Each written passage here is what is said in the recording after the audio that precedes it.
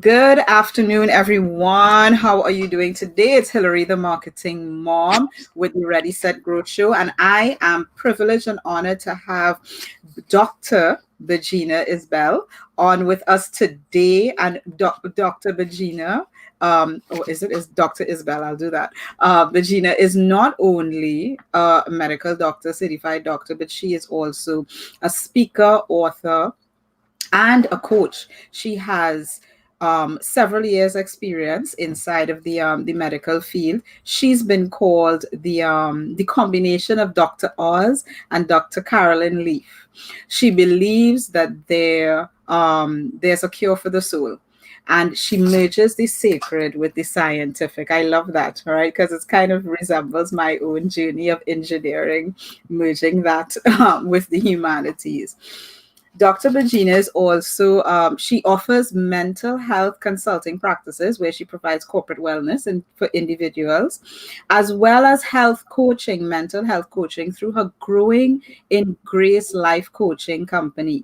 And when not using the world as her classroom for her two homeschooled children, she enjoys Bible journaling, ballroom dancing with her husband, and doing burpees. Now, that was a surprise to me. It's like, because I have long left the world of trying to do burpees. I sort of give up. But Gina, it is a pleasure and an honor to have you here today with us. Thank you so much. I appreciate it. And thank you for that warm introduction. I love kind of revisiting some parts of it because I'm like, oh yeah, I about that. Yeah, I did that. Yes. So as we kick off, this interview, I would love to hear a little more about your journey and your business, and how you've come to be where you are today. Yeah. Well, I knew that I was going to be doing something in the healthcare profession ever since I was probably about 7 or 8 years old. And I started out wanting to do either veterinary science or be a nurse. And my uncle said, you're going to go to school about the same amount of time. He's like, you might as well just go as far as you can go. Just become a doctor. I was like, okay, that sounds like a good idea. And I was already interested in those sciences anyway. So I actually finished my medical degree in 2005 and finished my psychiatry residency in 2009. And I thought, okay, this is exactly what I want. It's what I've always wanted to do. Spent my first years in working in prison system and then in corporate system. Loved what I was doing. And then one day it just kind of, it's almost like it happened, I think, within a few months of each other. Things just kind of took a different turn for me. I do have children who have special needs. And as it turned out, I was juggling mommy duty and outside of the home duty. I think we're all working moms, even folks that get the privilege of being stay at home, they're still working. They're still being a domestic engineer and a nurse and a doctor in some cases. We know that. But I felt like I was doing my family a disservice because I remember that my schedule was booked out 3 to 4 months in advance. Patients had a really hard time getting in contact with me. I was seeing patients less and less because the time that I was given to see them was really truncated. Like on average, the average number that a person spends in a doctor's office is about 7 minutes right now. And that's not how we're trained. I was originally trained to do a 90-minute exam. Wow. So 7 minutes is way different than what we're doing in training. It's kind of like the worker mill that we're on as physicians and healthcare providers as well. And I remember being in the office with a patient, not really able to spend as much time as I wanted to. And then I got a call from my son's school. They basically said, you have to come and get him. He's having a hard time. He needs to go home. And I worked an hour from home. So, and I felt really bad. And I looked at the patient and he looked at me and he already knew what I was going to say before I said it because he'd already been rescheduled once. And as I was driving home, I was juggling between, okay, what do I need to do for my son to make sure he's taken care of? How am I going to pick up my daughter from school, in the midst of taking care of him? And when am I going to reschedule that patient? And I remember at one point in the car, the nurse called saying, okay, you've got this patient to reschedule and the rest of your day to reschedule. You're booked out for 3 months. When do you want to see them again? And so then I'm trying to figure out who I can double book and how I can navigate everything. And I was just like, you know what? This is just not the way. That's not not what I signed up for. And then again, shortly around that time, I had another patient, another male patient, who said, you know what? I don't need to see a shrink. I don't need to see a head doctor. I'm fine. Yeah, my diabetes is out of control. Yeah, they're talking about if I don't get my sugar under control, I'm going to have to amputate my toe, but I don't need a psych. And I was like, well, that's okay. I said, well, how about a health coach? And he was like, yeah, I could use a health coach or a life coach. Let's do that. And so I was like, okay, health coaching, psychiatry practice where I'm maybe not working an hour from home. And December the 15th, I took the plunge. December 15th, 2015, I took the plunge. And I started phasing out of corporate and left the full-time position at this salary rich, like some people say, you know, that good government job where you know you're yes. going to get your benefits, you know, every week how much you're going to make, but you know, it's already planned out for you. And I left all of that and started my private practice, and we haven't looked back. And we were doing telepsychiatry. That was my first telepsychiatry position back in 2015. So what people are grasping at now to learn, we've been doing it for about 5 years.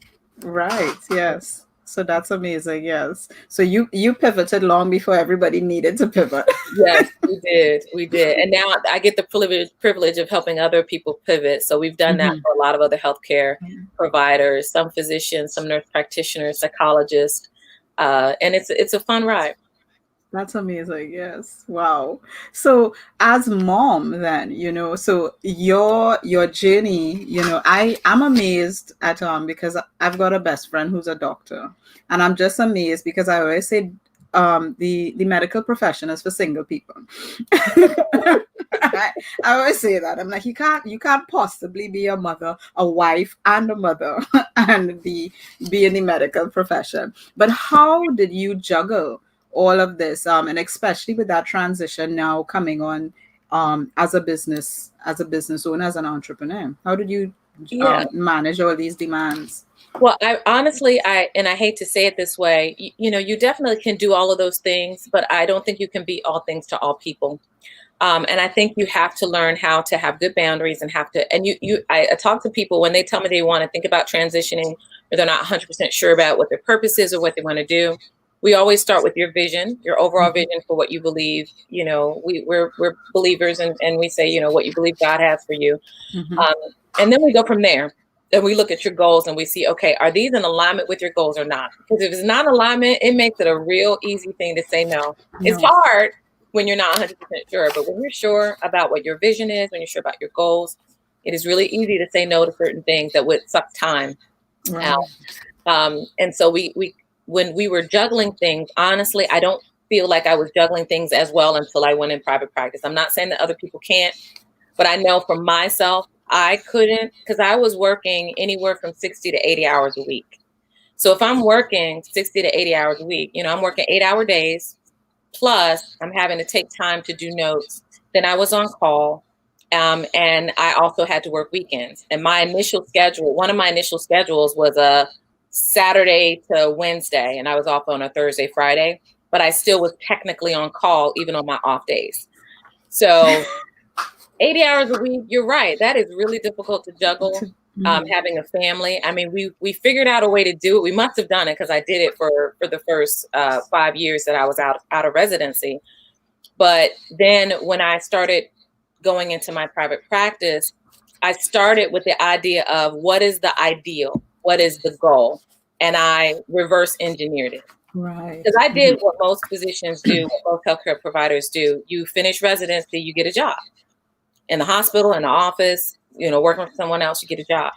And it wasn't until I started having these discrepancies between what my ideal was and what my real life was, and it just was falling apart. I was just like, this is not going to work. So I started with what I wanted it to look like. And first of all, I remember my daughter saying, Mom, you're never home on the weekends. We never get to go on vacation on the weekends or do anything. And when we want to go on vacation, we got to schedule it way out in advance. We can never be spontaneous and just do something or do something. So the first thing I said was, well, I don't want to be tied to my schedule. I want my schedule to be flexible enough that I can predominantly be a mom and work with my family, and everything else has to revolve. Because why are you working in the first place? For them. We're talking offline a little bit, and you said, well, I'm Yes. working so that my daughter can have a really nice birthday celebration. Yes. You're not working to accumulate funds. You're accumulating these funds to do things with them, or you're accumulating experience to do something with it. So we started at the end and then work back. I said that I didn't want to work weekends, and I didn't want overnight call. I don't take call between 7 p.m. and 7 a.m. Then I set my own office hours. There were certain days that I wanted to have off. I wanted at least one weekday to have off. So if the kids wanted to do something like go to a museum, or if I wanted to go, and I was a den mom for a year at my son's school. And I did something similar with my daughter's school when she wanted me there. When she became a teenager, she was like, no. So before that, so I had at least one weekday that I engineered to have off. So when I was accepting locums positions, that's how I started. I accepted contracts with companies that would basically find a position for me, and then I would work for them. I'd get a fee for that. And I got to pick what days I wanted and what I didn't want. And I got to tell them, this is when I'm going to work and this is when I'm not going to work. And even when I had call, like I said, I tried not to have 7P to 7A call because I like to sleep so that I could be fresh from the patient. So when I did take call for emergency rooms, I purposely took the 7A to 7P shift. So I was awake and lucid during the day. And so that's how I engineered my schedule. And once we were able to figure out how to do that and bring an income in, we actually met, and I was nervous. I was so nervous. I was like, Lord, I'm going to leave this good cush salary, and I'm going to work for myself, and we're going to be homeless. I was like, you know what? Never have I seen the righteous forsaken or his seed begging bread. Well, you'll help me figure it out.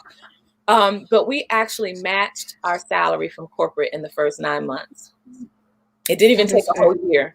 We matched it in 9 months, and I was just like, we're onto something here. Yeah. And each year it's evolved and it's grown. So that is amazing. Yeah, that's a blessing. Yeah. When you plant your feet and you say this is what you're gonna do. Back to, because you've been homeschooling. How long have you been homeschooling the kids? Well, we started homeschooling 2 years ago for part of that reason that I talked about with traveling. This past year, my daughter decided she wanted her senior year. She wanted to finish out in a regular school so she could have all the graduation celebration, which is ironic because she graduated this year and she didn't have all of that she wanted because of the coronavirus situation. But now it's almost like it's not exactly homeschooling because we don't create the curriculum, but everybody is quasi homeschooling right now with the e-learning. So for us, the homeschooling set the foundation for our schedule for this year, because as soon as they said, kids are home, you're not coming out, I looked at my daughter and I said, remember homeschooling? Because it was like a Thursday or Friday that we got the notice that they weren't going back. I was like, Monday morning, we go back to the homeschool schedule. And she already knew our schedule was generally that we were doing work between 9 and 1, and then the afternoons we had for going out and doing things in the community and hands-on learning. So we just reverted back to homeschooling. We took a lot of cues from people that we knew in our network, in our community. I think we both know Kizzy Staten Gray, who's the homeschool mom. So she has a book on homeschooling, and we got the book and gleaned from a lot of the information that she shared about homeschooling. And we joined a co-op so that we would have opportunity for them to socialize during times that they weren't at home. And it really worked out well because we homeschooled. I received the invitation to go to South by Southwest last year. And I didn't just want to go and speak and leave. I wanted to go and enjoy the entire episode. And it's almost a 2 to 3 week festival. Wow. Well, because the kids were homeschooled, we were able to go to Austin, Texas for a month, and they didn't miss a beat because everything was online. Exactly. They'd already been doing it. So you can do things like that when you're either homeschooling or you've got your schedule flexible enough that you can just kind of pick up and go. And I pretty much can do most of what I do from anywhere in the world, as long as I've got an internet connection or telephonic connection. That's great. Yes. Yeah. So Benefits, lots of benefits. That's the benefit.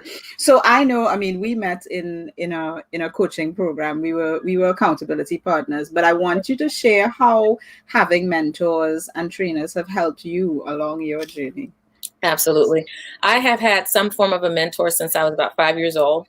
My first 5 years to like maybe 10 or so, I was in Girl Scouts, and the our den mother, we call her Ma Dear, but our den mother, she coached us. She did her Girl Scout stuff that she had to do, the curriculum that they prescribed for us.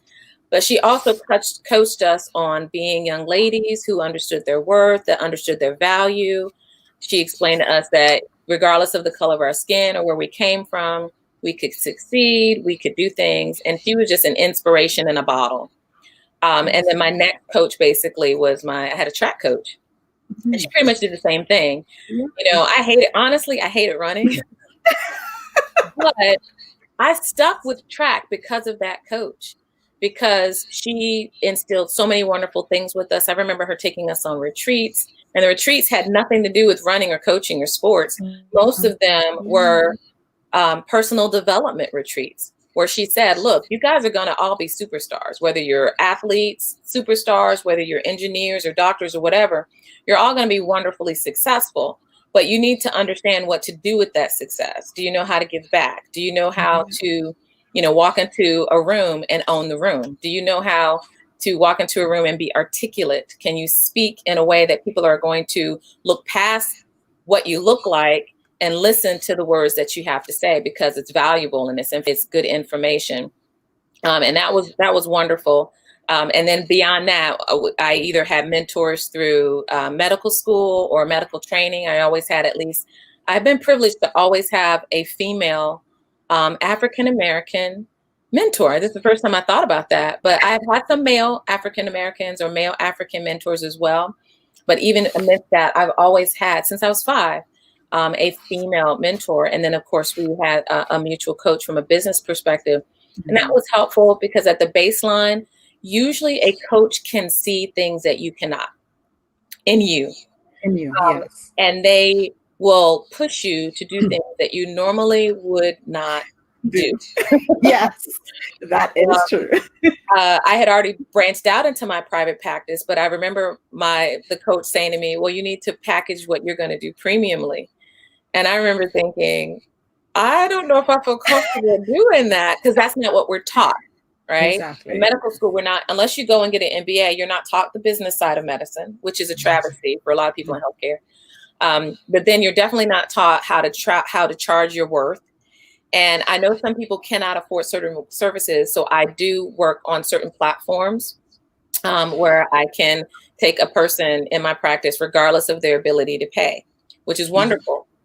But I also have a separate portion of my practice that is concierge psychiatry, which is a premium psychiatry service. It's a premium service that people pay basically an annual membership fee to have information and access. And that's the bottom line. My patients on the platform see me on the platform when I'm available and when I have time slots. And sometimes they're out, unfortunately, a month at a time. I usually try to keep it no longer than a month. I don't go back to that 3-month stuff. Right. But my schedule can go out and be booked out about a month. But my concierge patients, those are ones that if it's an urgency, yes, they can, pay for time for a weekend or an evening or an early morning slot, or, they can see me on a regular basis and they are guaranteed a slot no matter what. They can get same day appointments. They can get next day appointments. If they are hospitalized, I'm going to coordinate with the patients and the in the hospital and the provider in the hospital, which most of us providers don't get to do because of the way our schedules are set up for us. But again, we reverse engineered it so that we could give those extra, they shouldn't be extra, but we can give those additional services, and people can pretty much access me if they're in the concierge program almost any time. They have access to my number. They have access to my email. They have access to text me on an ongoing basis. And they don't take advantage of it, but it's there if they need it. If they need it, exactly. And none of that, I think sometimes we don't know what's possible until somebody shines the light on, Yes. on what's possible. Definitely. Yes. And I would never have thought about this without a coach basically saying, you should do that. You should think about packaging it that way. And she's like, she's like, you can clearly do the service, and you clearly have the knowledge and the ability to do the things that you're wanting to do. Why not just do it? So exactly. Yes, definitely. So I mean, that's powerful because, right now, a friend of our, well, business colleague, she's also a doctor out in South Africa. So I'm sure she's thinking of some of these ideas herself. So in closing, I want to pick what advice can you give to mothers who are either in a business or looking to start a business? What advice would you give them in branching out and launching? Well, there are two pieces of advice that I would give, and I think that these are both vital. Number one, you need to feed your mind. You need to find a way to shift your mindset, because the information that we are taught in culture and society, I mean, women have had the glass ceiling for a long time. And women who are moms who want to branch out and do certain things are usually told, well, you need to be home taking care of the kids, or you need to do this or do that, and you can't do both. And I know for a fact that that's not true. I work from home every day. Well, Sunday's my Sabbath, so not Sunday, but I get to work from home every day, but I get to see my kids. I get to be here. And if there's an urgency or there's something that's going on, they can come downstairs. But that was a mindset shift that I had to make. And so I've done everything from either invest in other coaches to help them shift my mindset, reading books on mindset. And no, you don't have to sit and read a paper book. There are audiobooks, there's SoundCloud, there's all these things that you can do to shift your mindset. So that'd be the first place I would start, is work on shifting your mindset so that you can learn about what you can do. There is a book that I recommend that people consider, which is Tim Ferriss's The 4-Hour Workweek. I still go back periodically and glean from that book because it talks to you about what is possible. Yes. And it gives you a framework for how to get more done, where literally you could get to the point where you're only working for technical hours in a week and still able to match your salary. Again, remember I said I was able to match my salary in 9 months. That was working about 16 hours a week as opposed to 80. Right. Yeah. And I was blown away at first. I was like, really? I was like, is this a joke? Am I being like, is the bottom going to fall out or something? I never knew that you could do something like that. But it took me, again, shifting my mindset, shifting the way I thought about things. So that was the very first part. Shift your mindset. Find ways to learn how to shift your mindset. And the second thing is you're going to learn, if you already haven't learned, the power of consistency. There were things that I know I was doing very consistently, in 2015, 16, 17, that did not yield, to me, it didn't yield an ROI, a return on investment. And I remember thinking, I'm not doing this anymore because I'm doing this and I'm not getting anything out of it. Well, it turned out that seeds that I planted during that time of being consistent are just now reaping a harvest. It took 5 years, but I was willing to be consistent and do it. And unfortunately, between 60 and 70% of small businesses, micro businesses, and folks that step out in entrepreneurship do not make it past the first year. Yeah.